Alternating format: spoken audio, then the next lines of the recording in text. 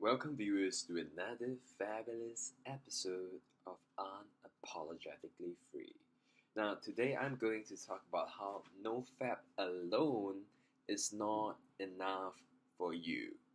Now, we all go on nofap for various reasons. For some of us, it's to reduce social anxiety.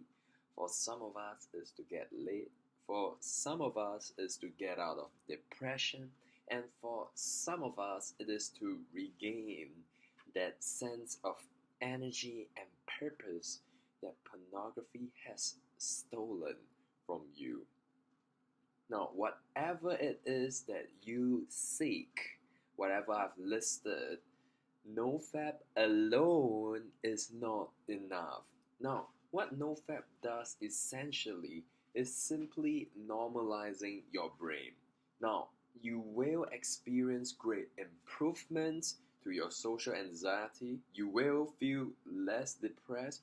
You will possibly be able to talk to people better, but it is not the kind of improvement that is associated with skill. NoFap affects your physiology. So let's just use this as an example. Going on NoFap will not make you a better basketball player. That's right. What I mean is this: NoFap essentially works on your physiology and does not actually improve your skills. If you lack social skills, if you lack skills in perhaps doing math or doing your homework or certain business skills, nofap ultimately can put you in a better physical state to tackle that task, but it does not improve your skills per se. That is to say, if you want to be better at interacting with people, you still have to go out and speak up. You still have to go out and make friends with people. You still have to go out and just practice your skill day in and day out. Don't rely solely on nofap and just go and watch video games, just go and play video games, and neglect the other areas of your life that need improvement. What you will realize when you go on nofap is that you will start to have an abundance of energy. The urges that you feel can and should be channeled to other areas of your life. So why are you doing nofap? Write it down. Write it down. Why are you doing nofap? In fact, write it down in the comments section below. The reason why you're doing nofap. And what you will find out is that nofap is not the only improvement that can help with that particular issue. There are tons of other perspectives and other methods that can help tackle that issue that will help you accelerate the improvement process as compared to relying on nofap alone. Now, don't get me wrong, nofap is a powerful tool, but what I have realized is that nofap alone is incomplete and insufficient if you truly want to reach a state of being really good, feeling really good, or experiencing really zero social anxiety, to really feel joyful and happy. Nofap alone is likely insufficient. Now, another thing that I learned is that physiology affects us a lot. This is one of the crucial lessons in nofap. Now, if you can feel energy, if you can feel energetic and high on a certain day, and yet feel depressed after bouts of jerking off, you can be sure that life isn't simply about the mind. It isn't simply about the psychology. The mind cannot function without the body.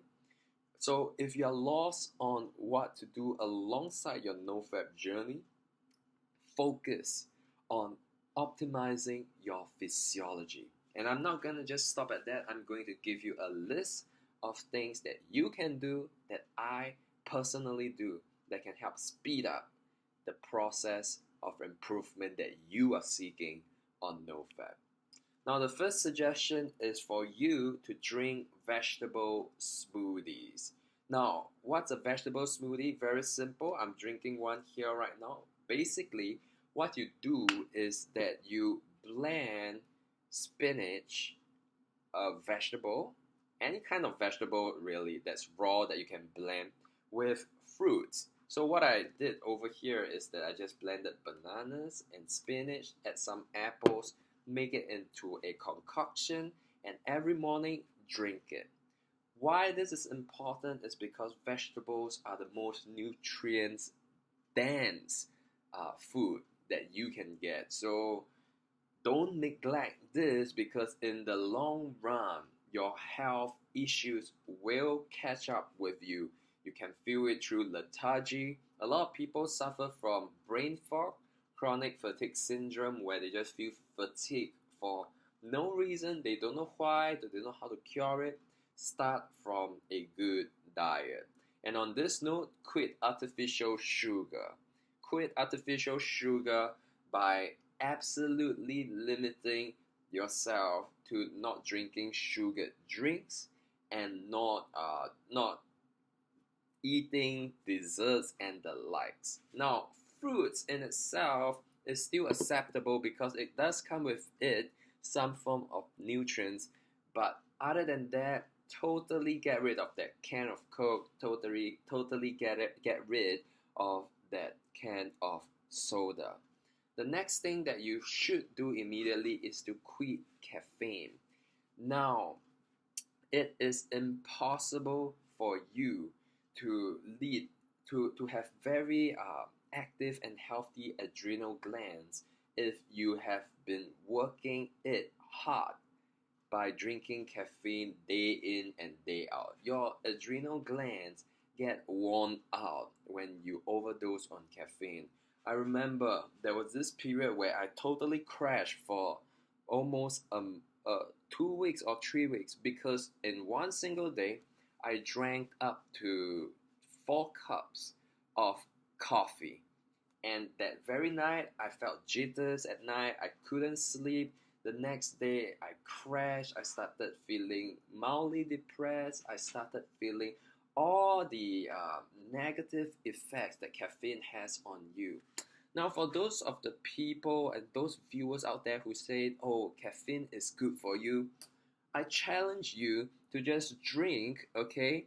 Drink a lot of coffee in one day. Now, don't go crazy and drink 20 cups, because I'm very sure you might just die, because that's how potent and bad caffeine is for you. But perhaps increase your normal dosage of caffeine by 1.5, 2 times, and notice the kind of effect it has on your body. And then come and tell me whether or not caffeine is really and truly good for you.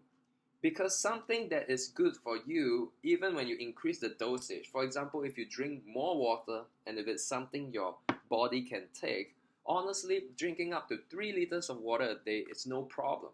If I space it out throughout the day, even drinking 4 or 5 liters of water a day is no problem. But you try doing it for caffeine and you'll realize that as it remains in your body is actually working very hard to detoxify caffeine from your system. Drinking caffeine is always marked by a gradual high, and then you crash and start feeling burnt out. So, my opinion, quit drinking caffeine. The next thing that you can do is to explore taking in supplements that you may be deficient in. Now, I'll leave this to another video, but maybe just for you to have a look, I take a lot, and that is a lot of supplements. That's because I personally struggle with brain fog. I suffer from sleep apnea. That means my sleep is ridiculously bad for a certain period. But what I realized is that in the past I've been neglecting my diet, In the past, I've been neglecting my health, and now I'm on the journey to recover, to recuperate. And I've been doing a lot of research, and my energy these few days has been so much better. Just 2 months back, I needed around 9 hours of sleep a day, but just this past week, I was able to survive on 7 hours of sleep every single day, thanks to an improved diet and thanks to the supplements that I have been taking. Now, some of the obvious ones that you can do is go jogging. Go jogging. Jogging, make jogging part of your routine. And from the moment you start jogging to the moment you end that jogging session, perhaps 30 minutes later, what you will always realize is that physically you feel better. And if physically you feel better, do it. It's that simple. If it makes you feel better, do it. Go jogging. The last thing I want to recommend, go to the gym and lift weights. It helps you with your testosterone production. It helps you with your mood. It helps you optimize your hormones. There's so many benefits to going to the gym and lift weights. Lift weights. Don't go jogging in the gym and stop there. Go and lift weights. Go and do some strength training. Now, I hope you like this video. If you do, like it, comment, subscribe, share this video, and I'll see you again.